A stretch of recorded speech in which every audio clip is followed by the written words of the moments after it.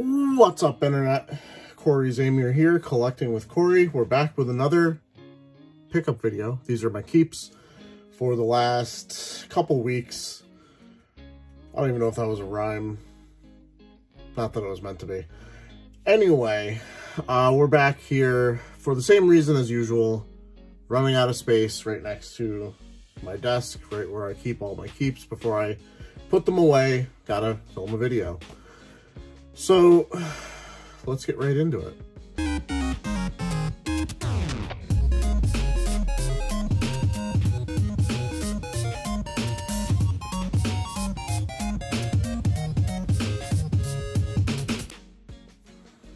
First up, we have a handful of Game Gear games that I picked up.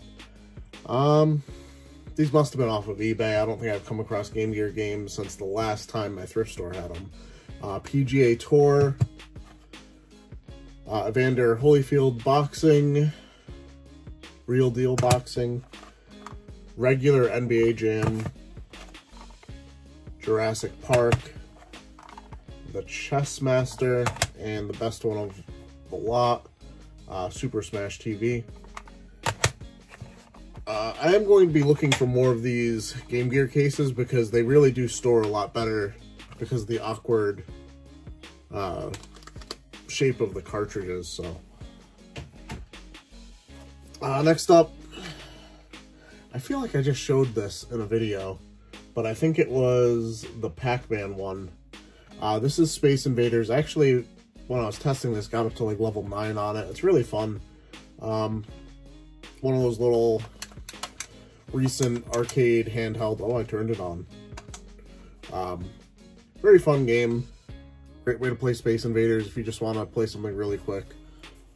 I think they're still like $25 at the store. So, as you guys can tell from behind me, I like the game Settlers of Catan. I think it's just known as Catan now. Came across this for $1 at one of my thrift stores. This is the German edition of the card game, which kind of sucks that I can't read it, but it is brand new. It was $1. Selling foreign language board games is kind of difficult on our eBay just because there's no listings from our country usually. And most of the value would appear to be the shipping cost. So it's actually not worth selling. So I'm going to keep it. I don't know what I can really do with it though. Also, for my Catan collection, I decided to pick up one of the scenarios, Oil Springs. Not really sure what it's about or how to play it because I haven't opened it yet. But this was only like $10, I think, on eBay shipped. One of the main things I got in this pickup video is magazines. To be honest, these aren't pickups. These were sitting on my table here for the longest time, and I was thinking about getting rid of them, but unlike a lot of the magazines I come across, GamePro is one of the ones that I always picked up at stores. I had a lot of video game magazine subscriptions back in the day. GamePro is the one that I never had a subscription for, because I always liked the idea of being able to go into the store and buying the magazine right then and having it right then. And that's what GamePro was for me. I loved it just as much as the other ones in general, but it was nice to have one that I didn't have to wait for the mail to come.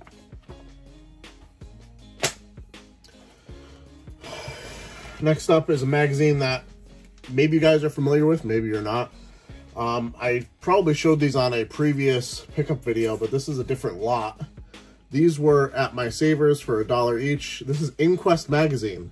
If you played any collectible card games back in the day, Magic the Gathering, Pokemon, you're probably pretty familiar with this. It's like half strategy, pop culture regarding the cards, and half pricing guide.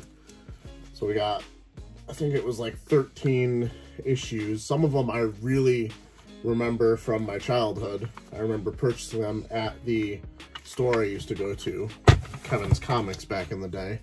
Then they went through like this string of like Pokemon on every or most of the issues, because Pokemon was super big, and it's super big right now. I actually don't remember how to play that, though, so. I did a few pickups on eBay that were, like, mostly resale lots, where it was mostly keep one thing for the collection, sell the rest to recoup most of the money. One of the lots was basically for NES games that were boxed. I think one of them was an upgrade, but I think I put it on my shelf already because I listed the other one. But out of that lot, there was a Super Nintendo game complete in the box that I didn't have, that I actually don't know anything about. Vortex. It looks like a game that would have been right up my alley. I really like big robots, mechs, anything like that. I was super into Gundam, Evangelion, stuff like that. So Vortex looks kind of interesting. Kind of has the, well, it's got the Super FX chip from Star Fox, so it kind of has that graphic style.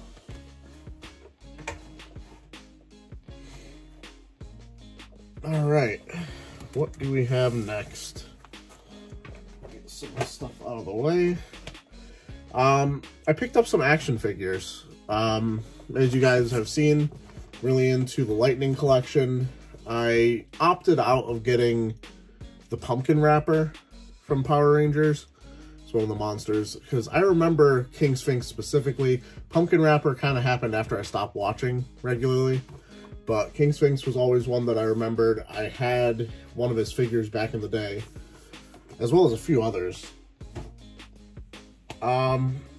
This one I kind of just came across at my thrift store for $6. It goes for about $20. This is the latest movie series for Power Rangers. I remember thinking it was okay when I saw it in theaters, but looking back on it, I don't know what I was thinking. It was probably, I don't know, nostalgia from seeing a couple familiar faces. No spoilers, I guess, but yeah, basically this is the Black Ranger. He's probably the only one that actually looks decent as a toy because of the way all their suits are designed. They kind of look ridiculous, but it looks okay in black, and the Black Ranger was always my favorite one to begin with, so. Oh, I really need to reel in my toy collecting, because I'm already way deep into the Lightning collection, and I've recently been seeing these in some videos that people have been posting, and it kind of has a tie-in, obviously, with video games. So I picked up a couple of the NECA Teenage Mutant Ninja Turtles Turtles in Time figures. These were, I think, about $35 shipped each. Unfortunately for the seller, I don't think he realized that I bought two of his things, because he ended up shipping them separately. So he probably wasted a little bit, probably like $8 on shipping. I didn't need to. Unfortunately, my Donatello, I didn't notice this in the pictures, his arms in the package are reversed, so they look really weird. So I'll open them eventually. It is still sealed. These are both brand new. Probably open them once I actually have all four of the turtles. But I think they're really cool. They also come with their air surfboard thing, so you can display them like that. Alright, so the rest of the stuff I have, video games. Two of these I picked up from my friend Ted. We got Axiom Verge. This is the Multiverse Edition. Not brand new sealed. And also Momodora, Reverie Under the Moonlight. These were two collector's editions that he had that he was looking to get rid of. I decided to pick them up because I pick up Switch games. That's kind of the thing I do.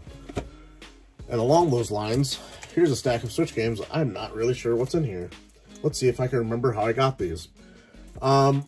These first two were pickups from GameStop. I made because they had some sort of deal where you were getting some Zelda 2020 shirt.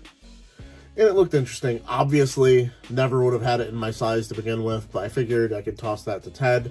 Kind of recoup some of the cost of buying these games.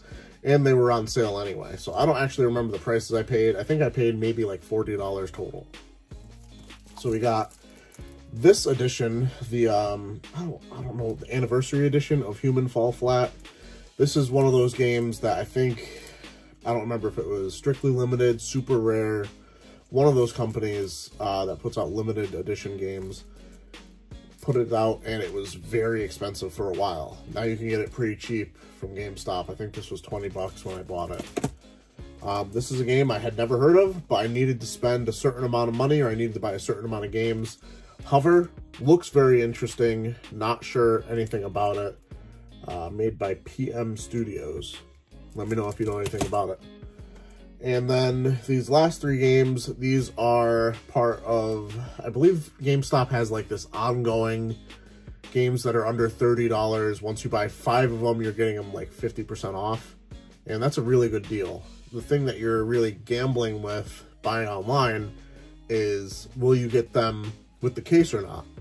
And not having the case, if you're trying to collect them complete like I am, you end up having to get rid of them because, well, it's completely eliminates the savings by having to buy the case separately. So I'm not happy about the ones that I actually have here, but these are the ones they happened to send me that were complete with the case. There were a few that I really would have liked to have had, but they didn't send me them with the case. Is the run-on way of saying absolutely nothing, apparently. What is wrong with me? Anyway, Digimon Story Cyber Sleuth Complete Edition. I tried this one a couple times, or I tried to get this a couple times, and this is the first time that I actually got it complete. God Eater 3. This is one of the games that I tossed in just because I needed to get to 5 games to get the deal. I might try it. It looks not really up my alley, but... And then this is a game that I had never even heard of and still don't know anything about. Dungeon of the Endless. It looks like some sort of strategy RPG with roguelike tower defense from what I'm reading on the back. Looked interesting. I think it was like $15 on the website with the deal, so I picked it up. And the last stack of games, this is stuff from my thrift stores this morning, and I know it's early to say it, but this might be the find of 2021 for me. And I'll post up a picture right here, future self, if you could help me out. Then I'll post up a picture right here, future self, if you can help me out. God damn it. Of everything that I ended up getting, but like I've said multiple times, the only stuff I show in these videos is what I'm keeping. So some of that stuff is going to be for sale. This is the stuff I'm keeping from all that. We have Excite Bike 64. I've always been interested in trying this game out. I've never played it. On the N64, I generally don't keep loose cartridges, so I am trying to find the box on eBay. I put in an offer to get one for like $15 shipped, and I don't think they've responded yet. When I was at the thrift store, the last game I'm going to show you kind of like set me into like this panic mode, because this thrift store doesn't keep the actual games in the cases. You have to go up to the register and you have to cross your fingers, hope to die that they have them. So the last game I'm going to show you really kind of set me into panic mode. I really wanted to get up to the front register as quick as possible to find out if it was there, because it's that big of a deal for me to find it. That led to me buying some games that I probably shouldn't at prices that I did. I believe this was $4 or $5. This is basically God of War Saga, because of the download voucher expiring 8 years ago at this point. This is just God of War 1, 2, and then 3. It's not the PSP games, unless there's another way to download them, but you end up not getting them in this deal, you know. Another game that I got, this one I actually really wanted for the collection because I just watched Slope's Game Room 2-part series on Castlevania, and I realized I have a decent amount of Castlevania games, and I didn't have any of the Lords of Shadow games on the PS3, so I was happy to find this. This was, I believe, $4 or $5 at a different thrift store 10 minutes later. I was able to find Lord of the Rings Conquest, which is about a $15 title that I'm keeping complete. And this was only $4. And these two games here, I ended up buying SimCity Creator. I think I have SimCity DS, so I just decided to pick this one up. This was probably overpriced at like $4 or $5. I think it goes for about that much on eBay. And then Atari Greatest Hits Volume 1 for the DS. This one was pricey for some reason. They had this at $7.99. And it goes for about $15, but realistically, if I was going to sell it, I wouldn't make much. So I'm deciding to keep it. I'm going to eventually have a little bit more room in my game room for DS games, so I don't mind expanding that collection. Now, the game that sent me into a spiral was this. Pokemon White version 2. Pokemon White version 2. Yeah, that is the way to say it. Pokemon White 2. Whatever. Future self, don't edit that. I'm an idiot. Let me look like an idiot. Unfortunately, it is missing the manual and any inserts, but they had this game priced at $10. This game, last I had checked, was like in the $80 to $100 range. On eBay, on Amazon, it goes for about $105. Not a cheap game. And considering it's so many generations ago, I can't see myself spending any reasonable amount of money to get this game for my collection. $10, however, is a great deal. So I was really hoping they had this game behind the counter, because I've had so many times in the past at this thrift store where I'll come up with like a handful of Marios, a handful of Zeldas, and I'm really excited about my finds, and then it's just like, oh, I can't find it. And it's just like, it's such a deflating feeling. You don't want to buy the cases. They don't want to sell you the cases because, well, this thrift store, if they have the case, in their mind, they know that they have the disc somewhere. It doesn't matter that they can't find it right then. So they'll never give you the cases at this thrift store. So very happy with my finds and keeps for the last couple weeks. Let me know what you found lately. Check out my Instagram, I guess, to see pictures of pretty much all my finds. I try to post them there. They won't always make videos because if I'm reselling them, I don't want to have to make a pickup video and put selling something on the back burner when that's what I do as my job. Yeah, dirty reseller scum. Whatever. That's who I am. Anyways, like the video, subscribe if you're new, and as always, keep it real, internet. I love you guys.